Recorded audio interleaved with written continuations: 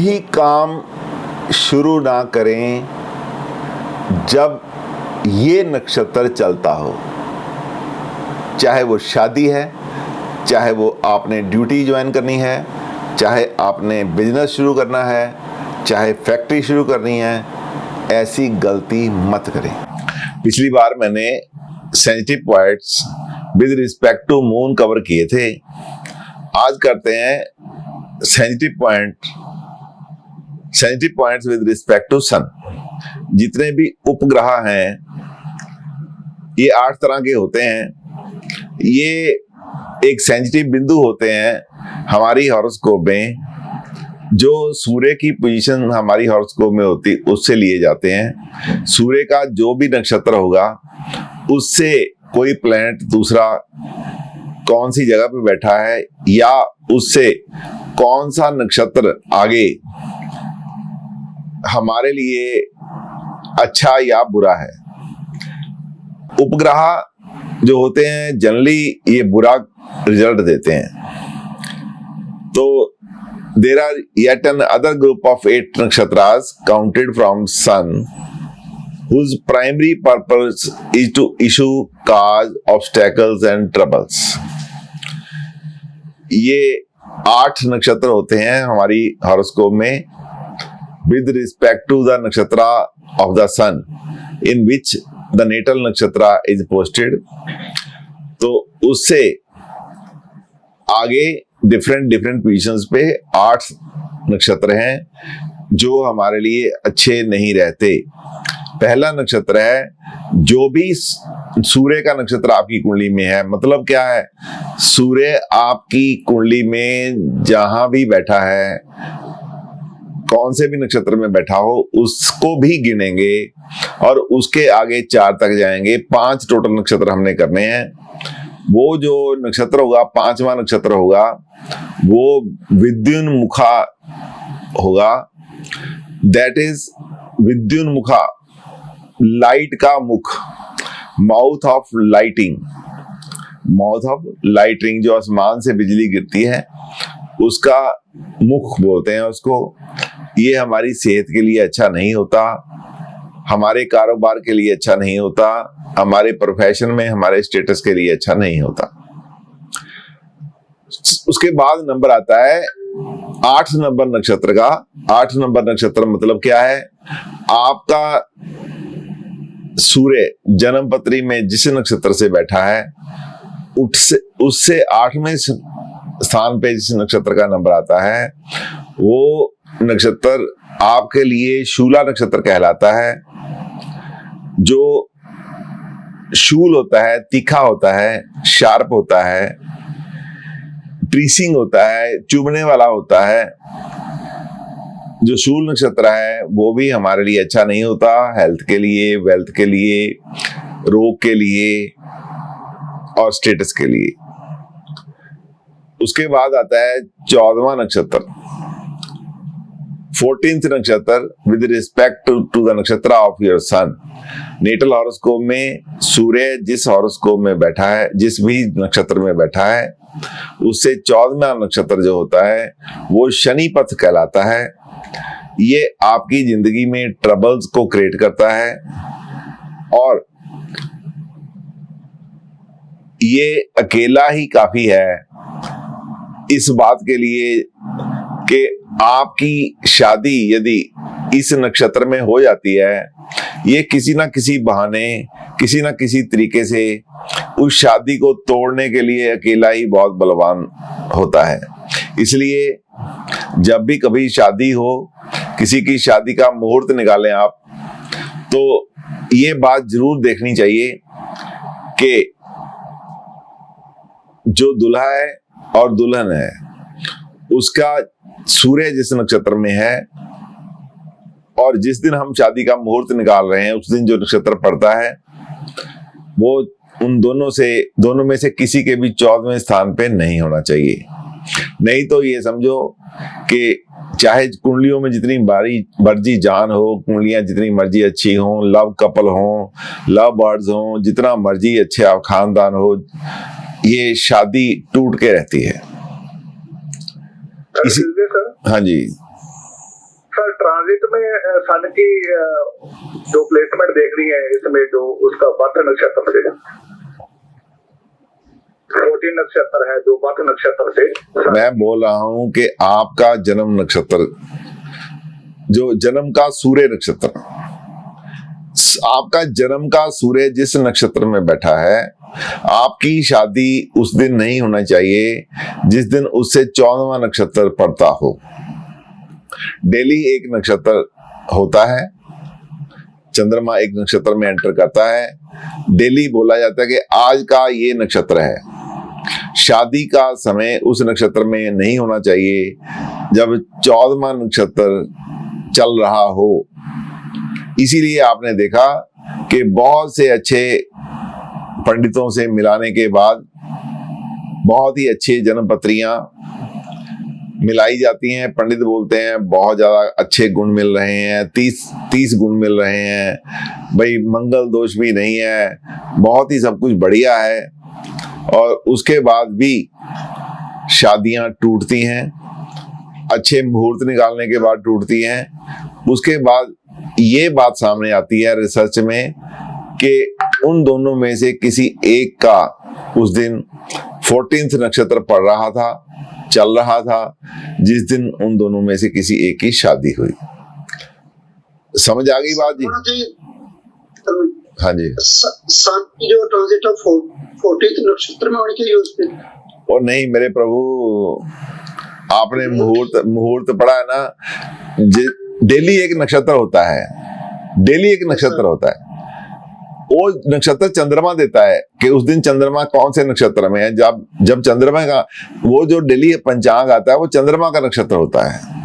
वो नक्षत्र जो डेली चल रहा है वो सूर्य से, जब आपके सूर्य जिस नक्षत्र में है वहां से 14वें स्थान पे नहीं होना चाहिए। मैं अभी प्रैक्टिकल कराऊंगा आपको, तब बात समझ आएगी। अब आता है आगे 18th नक्षत्र। ये केतु होता है, कुछ लोग इसे उपकेतु भी बोलते हैं। ये भी बहुत ही खतरनाक होता है। इस नक्षत्र में यदि कोई काम शुरू होता है, इंसान सारी जिंदगी उस काम में से सेटिस्फाई नहीं होता और उसका मन बहुत जल्दी उस काम से उब जाता है, क्योंकि केतु जो है डिटैच करता है इंसान को। केतु इंसान को डिससेटिस्फेक्शन देता है, क्योंकि ये खुद सेटिस्फाई नहीं है, हेडलेस है केतु, ये सिंबॉलिक हेडलेस है, इसलिए ये खुद सेटिस्फाई नहीं होता। जो इंसान इसके घेरे में आता है वो भी सेटिस्फाई नहीं रहता। कोई भी कार्य इस नक्षत्र में किया जाएगा वो अच्छा नहीं माना जाएगा। उसके बाद 21st नक्षत्र होता है, वो उल्का नक्षत्र कहलाता है, फायरवॉल कहलाता है। उल्का जैसे फायर के आते हैं, ब्रह्मांड में आते हैं, वो नक्षत्र कहलाता है। ये भी अच्छा नहीं रहता किसी भी काम के लिए। उसके बाद 22वां नक्षत्र जो है वो कंपा नक्षत्र होता है। कंपा, शिवरिंग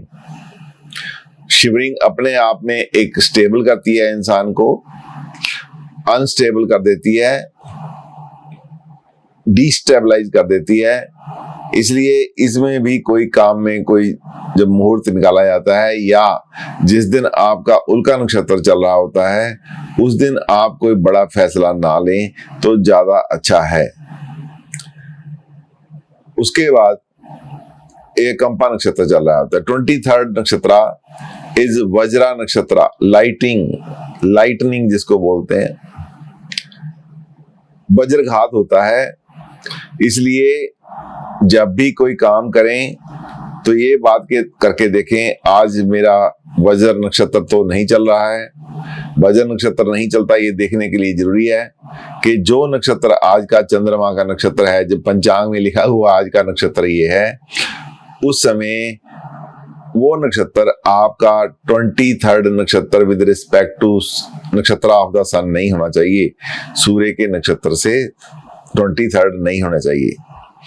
उसके आगे आएगा 24th नक्षत्र, निराघात, डेडली नक्षत्र। तो 24वां नक्षत्र भी सूर्य से अच्छा नहीं रहता। इसलिए इसका बहुत ही ध्यान रखते हुए किसी भी चीज का मुहूर्त निकालें, कोई भी काम करें, डे टू डे लाइफ में इसका इस्तेमाल करें। While malefic influence on these nakshatra can cause obstacles and troubles in the ways related to the nakshatra as well as planet involved, benefic influence on nakshatra shall elevate the trouble. यहाँ पे जो बुरे नक्षत्र हैं वो काम में रोड़ा अटकाएंगे। जो बुरे प्रभाव इस नक्षत्र पे आते हैं, बुरे मेलेफिक प्लैनेट्स के प्रभाव आते हैं, वो काम में रोड़ा अटकाएंगे, और जो अच्छे प्रभाव होंगे वो प्रॉब्लम को और बढ़ा देंगे। इस बात का आपने ध्यान रखना है। अब मैं आपको बताता हूँ। हाँ जी, बोलो बोलो। जैसे ये सन से जो मेलेफिक प्लेसेस बन रही है नक्षत्र वाइज, तो सन जैसे गवर्नमेंट जॉब का कारका भी है, तो गवर्नमेंट रिलेटेड जो भी काम है वो भी इस नक्षत्र में अच्छा नहीं होगा। देखिए, मैं आपको बताता हूँ, ये गवर्नमेंट या नॉन गवर्नमेंट से रिलेटेड नहीं है काम।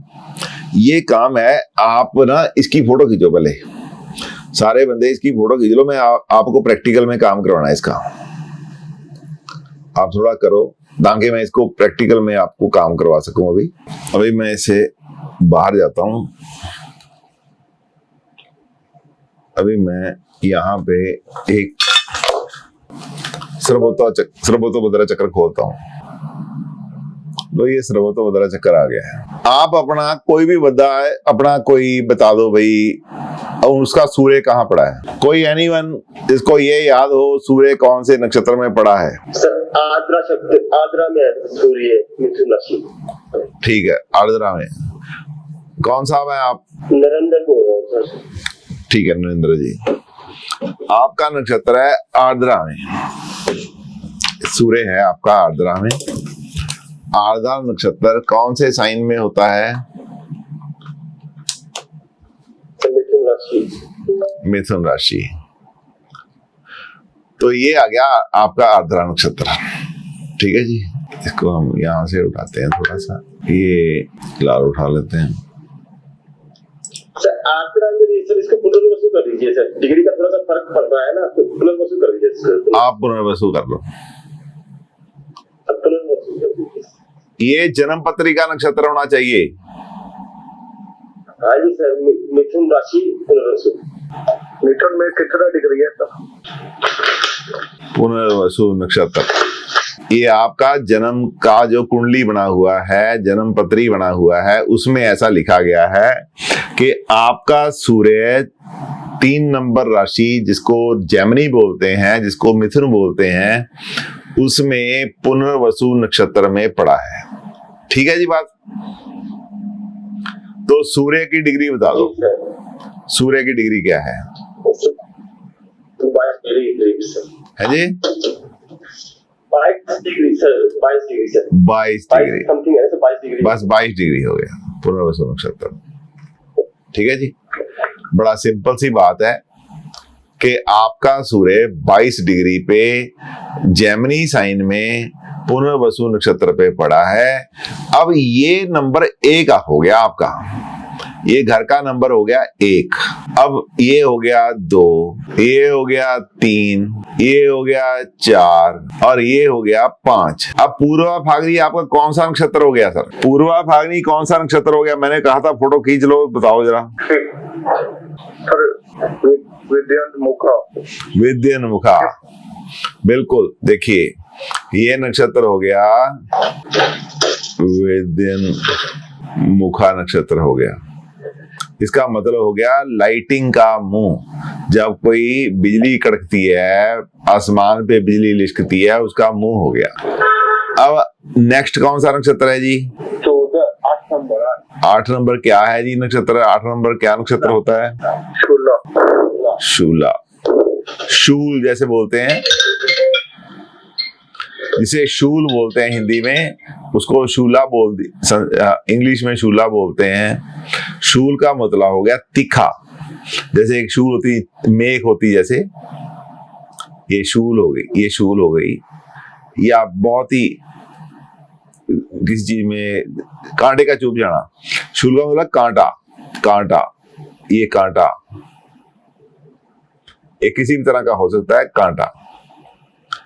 अब आगे चलेंगे हम 9 नंबर। आगे कौन सा नक्षत्र बुरा है जरा बताएंगे? 14, 14, 11, 12, 13 और 14। पूर्वाषाढ़ा कौन सा नक्षत्र हो गया आपका? शनि का।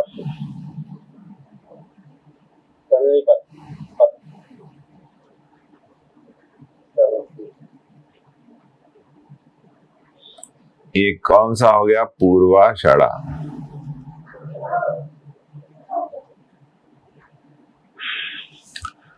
अब आगे आ गया 15 नंबर। कहाँ चला गया भाई?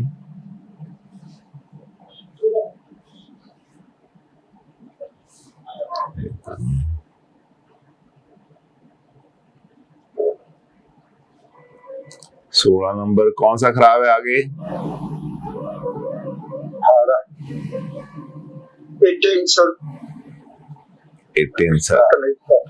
धनिष्ठा नक्षत्र कौन सा हो गया जी? केतु। केतु हो गया जी, केतु हो गया जी। अब 19। अब आगे कौन सा खराब है जी? 21।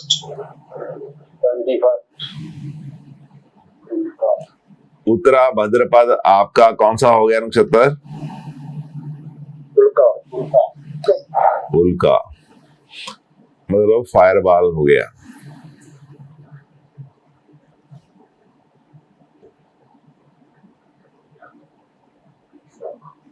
आग का गोला,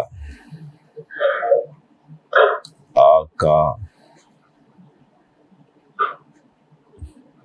गोला। आगे कौन सा नक्षत्र खराब है जी? 20, ये कौन सा हो गया जी? कंपा, शिवरिंग, कंपा। आगे कौन सा खराब है जी?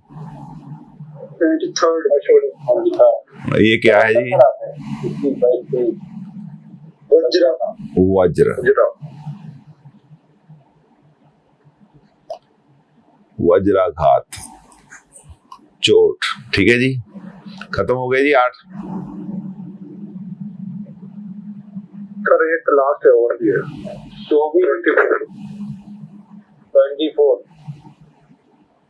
ठीक, एक मिनट जी। 28, 24 कौन सा हो गया जी? अरनी। है जी, क्या है? निराघात, निराघात।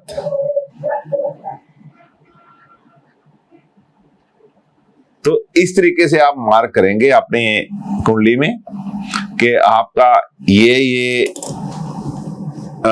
है प्लैनेट विद रिस्पेक्ट टू सन, ये नक्षत्र आपका ये है, ये टोटल 8 है।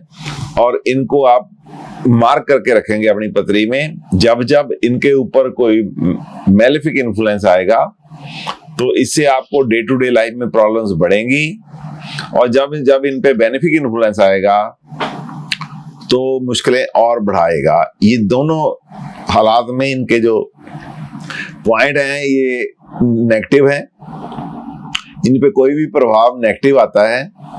अब एक बात और, जो प्रश्न आपने पूछा नहीं, मैं उसका जवाब देने जा रहा हूं। अब यदि यही नक्षत्र विद रिस्पेक्ट टू मून अच्छा हो, आपका जन्म तारा हो, आपका यहाँ पे अदान तारा हो, आपका अति मित्र तारा हो, तो क्या होगा? तो इसका मतलब ये है कि प्रॉब्लम्स आएंगी और उसका सलूशन इमीडिएट हो जाएगा, क्योंकि आपका अच्छा तारा है, इसलिए आपके मन पे उसका ज्यादा बोझ नहीं आने वाला है। प्रॉब्लम्स विजिबल होंगी लेकिन वो एक्ट नहीं करेंगी प्रॉब्लम, उसका निदान जल्दी हो जाएगा, उसका जो असर है वो बहुत कम होगा लेकिन वो असर दिखाएगा जरूर। फिर आपको बताता हूं, ये भाई पीछे साउंड आ रही है, सबको डिस्टर्ब करेगी, बंद कर लो, जो भी है म्यूट कर लो अपने आप को। आपको बताता हूं कि ये 8 जो मेलेफिक बिंदु हैं with respect to sun in your horoscope, तो ये 8 जो तारे हैं नक्षत्र, ये भी तो हो सकता है कि ये आपका अभिषेक तारा हो, ये भी हो सकता है आपका अति मित्र तारा हो, आपका जन्म तारा हो, आपका क्षमा तारा हो, तो ये आपका संपत तारा हो। तो ये जब 2 करैक्टर एक तारे के पास आएंगे, एक बुरा और एक अच्छा, तो इसका क्या मतलब होगा, उस पर्टिकुलर जो तारा चंद्रमा विद रिस्पेक्ट टू चंद्रमा है, ये उसकी उस उद्देश्य की प्राप्ति के लिए प्रॉब्लम्स आएंगी, लेकिन यदि वहां पे बेनिफिक इन्फ्लुएंस आएगा तो प्रॉब्लम ज्यादा जल्दी खत्म हो जाएगी। हाँ, यदि उधर मेलेफिक इन्फ्लुएंस हो जाएगा तो वो परमानेंट प्रॉब्लम हो जाएगी, प्रॉब्लम और भी उग्र हो जाएगी। सपोज करो आपका ये अभिषेक तारा है, एक आपका अभिषेक तारा है और वही आपका वज्र तारा भी है। तो ऐसा आपने देखा होगा कि इंसान पहली बार ड्यूटी करने जा रहा है, रास्ते में एक्सीडेंट हो गया, उसकी मृत्यु हो गई। एक लड़का अपनी शादी करने जा रहा है, दुल्हन को लेके आ रहा था, रास्ते में एक्सीडेंट हो गया, उसकी मृत्यु हो गई। तो वही तारा आपका कंपा तारा भी हो सकता है यदि, और आपका शादी का तारा भी हो सकता है। तो क्या होगा, ऐन मौके पे कुछ ऐसा हो जाएगा कि वो शादी में विघ्न पड़ जाएगा, प्रॉब्लम आ जाएगी। उल्का तारा भी हो सकता है, फायर बॉल भी हो सकती है, ऐसा शादी का तारा भी हो सकता है। यदि ऐसे तारे में आप शादी करेंगे तो हो सकता है कि वेपन चले, वहां पे वेपन चलने से कोई बवाल पैदा हो जाए, किसी की मृत्यु हो जाएगी, किसी को चोट आ जाए और पुलिस केस बन जाए। तो इस तरीके से हमने ये लेना है। शूल तारा है, शूल तारा है, कई बार ऐसा होता है कि आप कोई बहुत अच्छा ओहदा संभालने जा रहे हैं और उसी समय आपको कोई ऐसी असाइनमेंट मिल जाती है, बहुत चैलेंजिंग होती है, उसमें आपको खतरा भी होता है और आपको परेशानियां भी उठानी पड़ती हैं। तो इस तरीके से जब आप लगा के देखोगे अपने पे, अपनी अपनी हॉरोस्कोप पे लगा के देखोगे, तो आपको समझ आएगा कि इस जो एनी नक्षत्र विद रिस्पेक्ट टू सन जो हमारा सेंसिटिव है और जिसको हम उपग्रह बोलते हैं, जब जब वो मेलेफिक या बेनिफिक इन्फ्लुएंस में आते हैं तो आपके साथ क्या कैसे गुजरती है। इसको सीखने का सबसे आसान तरीका है कि इसको आप अपनी हॉरोस्कोप पे लगाएं, अपने बच्चे की हॉरोस्कोप पे लगाएं, अपने पिता की हॉरोस्कोप पे लगाएं, वाइफ की हॉरोस्कोप पे लगाएंगे। कैसे प्रभाव आपको मिल रहे हैं, कैसा आप फील कर रहे हैं, उससे आपको पहले अपने घर में लगाओगे तो फिर लोगों के लिए लगा के बोलोगे तो बड़े आराम से बोला जाएगा। तो इसलिए कोई मुश्किल बात नहीं है ये आपके लिए। कोशिश करो तो ये बहुत आसान है, लेकिन आसान तभी है यदि आप साथ की साथ इसकी प्रैक्टिस करोगे। यदि आप इसको किसी बंद लिफाफे में बंद करके रख दोगे, डायरी में बंद करके रख दोगे, अपनी नोटबुक में रख दोगे और 2 महीने के बाद इसको लगाने की कोशिश करोगे तो फिर ये नहीं लगेगा। इसलिए आप बहुत अच्छी बात है कि आप इसको इमीडिएट इसकी प्रैक्टिस करना। आशा करता हूं आज का ये वीडियो आपको अच्छा लगा होगा, बहुत ही टेक्निकल था। और अपने कमेंट्स जरूर दीजिएगा, अच्छा लगा तो लोगों से शेयर जरूर कीजिएगा। यदि आप चाहते हैं कि आगे भी आपको इसी तरह का वीडियो मिलता रहे तो आप लाइक जरूर कीजिए, शेयर जरूर कीजिएगा। Thank you very much.